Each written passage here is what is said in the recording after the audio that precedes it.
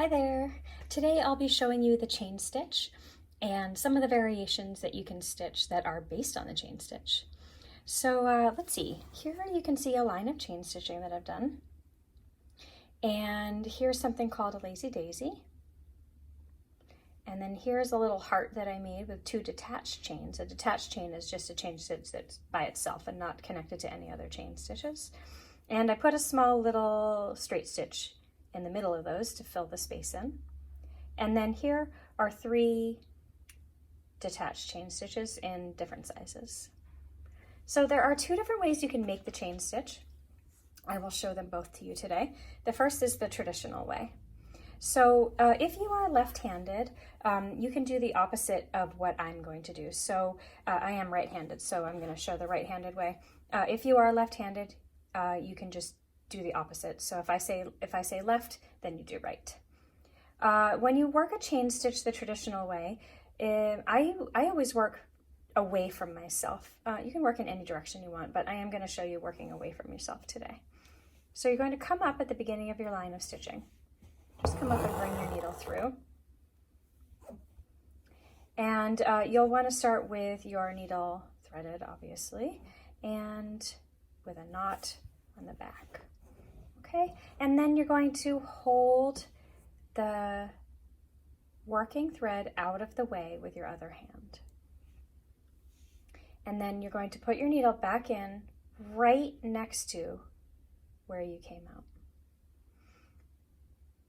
And then you're going to, with your middle finger, push on the needle on the back of the fabric and help it come out again. So then you'll have your needle sticking in and then coming back out. If you've done the back stitch this way, then this will feel familiar to you. And then you're going to take that working thread and wrap it around the needle. And what this does is it allows you to check the length of your stitch to make sure you like it. If you're happy with it, then you can push the needle through and pull. Now don't pull too tight. If you pull too tight, it will make your stitch really narrow. Unless that's a design choice. If you do want to make a long line of narrow chain stitches, then you should pull. And then you're going to hold that working thread out of the way again with your left hand, or your right if you're left-handed. And then put your needle back in right next to where you came out and also below the top of the loop. So you want to make sure you're not going through this thread. If you're working with stranded embroidery floss, you have to be careful that you don't split the strands.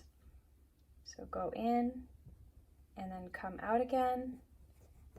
And then if you want to, you can check the length of your stitch and then pull your needle through. And then you just keep going.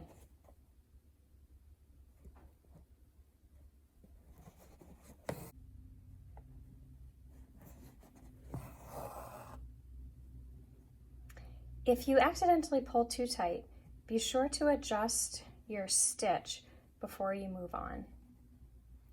You can flip it over and loosen the thread on the back.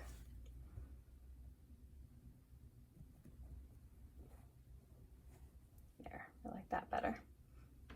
Okay, so now to finish the line of stitching, you need to tack it down. If you don't tack it down, all of these chain stitches will come apart.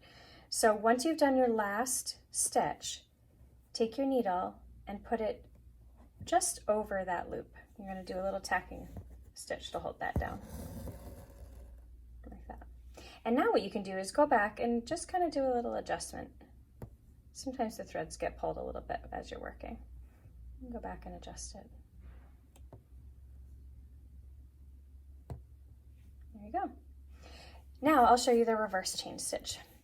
So at BonnaH, we really like to start our reverse chain stitch with a single stitch, which is called a detached chain. So if your line of stitching started here, you would actually want to come up a little bit below, a stitch length below the end of the line of stitching.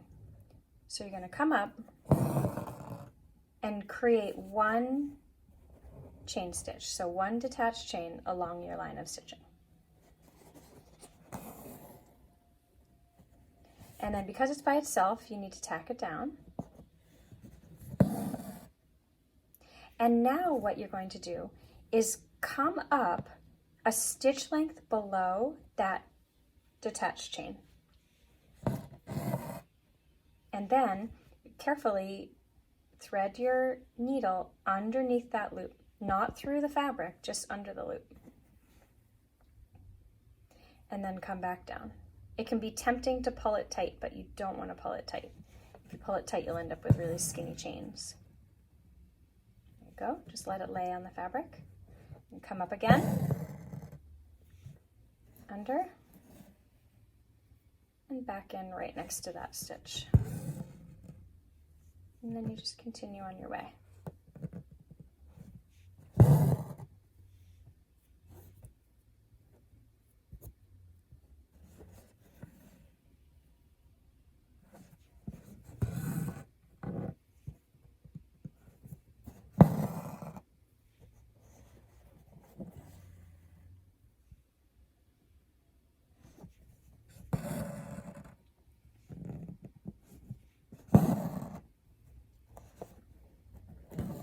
Now when you come to the end of your stitch line and you're all done, you just need to go back in and tie off on the back.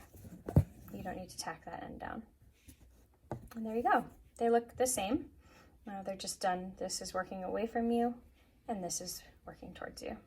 Now, if you're going to do a lazy daisy, we recommend drawing the lines for the lazy daisy first. So draw a line, the length of the petal that you want to make, and the number of petals that you want to make. So I knew that I wanted to make 6, so I just drew what looked like a little asterisk on here.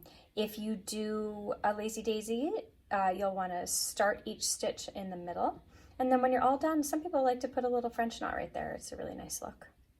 And there you go. The chain stitch. Happy stitching!